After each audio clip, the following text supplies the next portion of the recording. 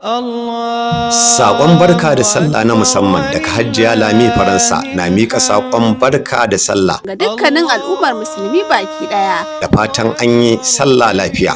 Hajiya Lami Faransa ta yi kira ga al'ummar Faransa da su kasance masu taimakekeniya a tsakanin junansu. Hajiya Lami Faransa na kira da dukkanin al'ummar musulmin ƙasar Faransa su zama masu ziyartar junansu a bukukuwan sallah.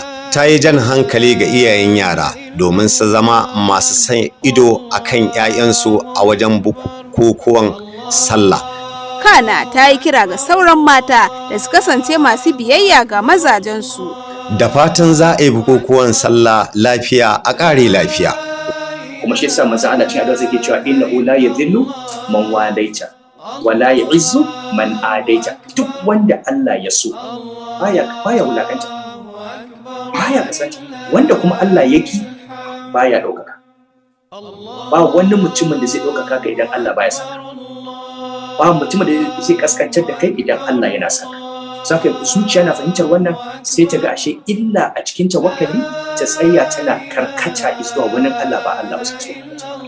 Wannan saƙo ne daga haɗaɗɗiyar ƙungiyar nan SFG Arewa Media Fitilar Arewa.